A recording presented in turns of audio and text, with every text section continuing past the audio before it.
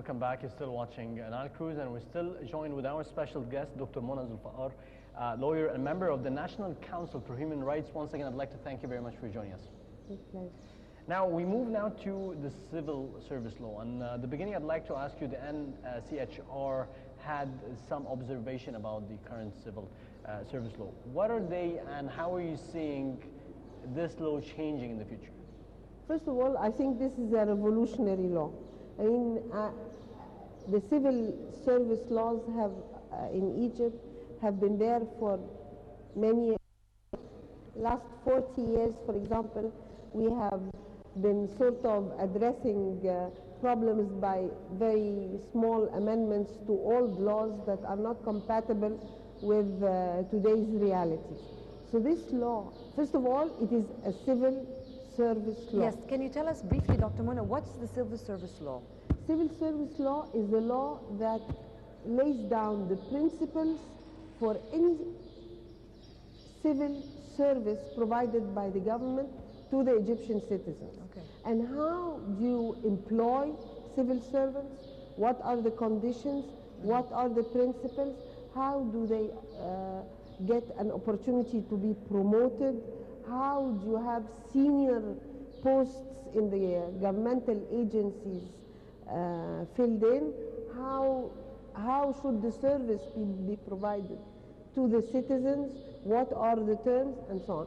So this is, we have a government bureaucracy that is part and parcel of every service that is provided to Egyptian citizens or non-Egyptian visitors, whether they are tourists, whether they are investors, whether they are visitors.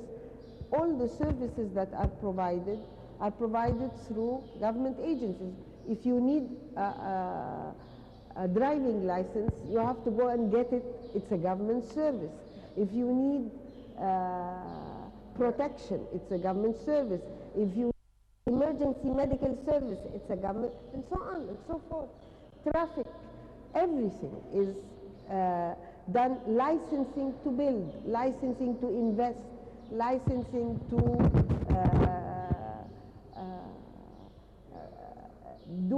carry out any economic activities is done through establishing companies, yes? Yeah, establishing companies, registering companies. Everything, basically everything. Everything goes through government bureaucracy. And so if the government bureaucracy is not efficient, then the whole system is going to fail. Everything's going to all the process, let's be optimistic, will not fail, but definitely all processes will not be efficient. But that's definitely the case. There is also an extended part to it, because the government service is usually the reactive service. It's not the proactive. So if you look at developed countries, usually those services or governments are proactively supporting maybe companies establishing new startups established, or a farmer planning to plant a new land and build have new access houses to land related to economies. So they go proactively support with whatever the government is capable. But the situation in Egypt is a little bit different, because like you mentioned, it is not only bureaucratic, but it's also reactive. Absolutely. And one of the major reasons for this low efficiency are the laws that govern employment in the public sector or in the government, and the laws, for example, before this law is implemented, all government employees in all different government agencies receive salaries that are primarily 80% called incentives and 20% salary.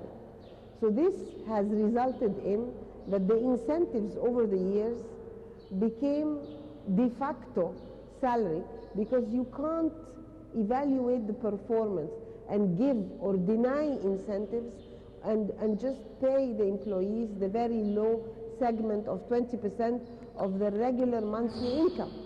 Yes. So you have then, there is no incentive, of course, for good performance. But doctor, I don't know, correct me if I'm wrong, there's been a controversy regarding the civil service law. It's being said that it's basically against the 25th January revolution of the minimum and maximum wage. It's causing early retirement, displacing workers. I don't know, why is there this controversy? I do not think that this is true. Okay. I think that this is political. You know, I am civil society. Yeah. And I have no interest, and I'm not in government. I have never been, I will never be. I am truly independent, and when I evaluate a law, I seriously think that this is a leap forward. This is institutional. First, so you think it's a great step? It's a great step really, forward, really but it will not bear any results unless it is properly implemented with the policies and so on. How can you ask government employees to provide decent service, efficient service, if they are mistreated, if they are not properly paid, properly taken care of in terms of medical insurance rights, motivated by real incentives, fairly treated, if they feel that there is no equal opportunity. So if you change the law, change the environment, and you give those employees a chance, equal opportunity for jobs, equal opportunity for promotion, incentive model. Yes. Real incentives, real accountability. I mean, why should I, that's what you hear from them, why should I work if I work or don't work? It's the same, no difference. It's exactly the same. It's exactly the same. It's exactly the same. Yes, exactly. So, I mean, you are demotivating all the young people that are and not creating a culture of competitiveness within the government, because this is something that's what the law does. Yep. Everything, starting from employment to promotion, is based on competition, a competitive contest, and everybody has the right to apply. They all take tests, and they all have to prove themselves to be promoted, and they all have an opportunity to go up the ladder, not just automatic by age. No, it's by efficiency. I think this is also efficiency, because last edition we were speaking about that with Dr. Ahmed Mahanna, about the number of government employees who are serving the population. So it was one government employee to 13 citizens. So, and that's a number when in comparison with China, it was 1 to 500 or 600, if I'm not. So you see that even the whole structure promotes lack of efficiency and lack of motivation. And so if you change the structure, as this law has done, then you provide the basics for a different kind of civil service. I do not think at all that this is against the principles of the revolution. I think this is the first respect and implementation of the principle of equal opportunity, the principle of accountability, the principle of respecting the Egyptian citizen, to make sure that every Egyptian citizen is treated fairly, without discrimination, and also receives the level of service that he or she deserves. Yeah. So I am totally against, but it is very important to tell you that the National Council had organized a workshop with the Ministry of Planning and the Ministry of Administrative Development and civil society, because we want to be part of the new executive regulations to the law.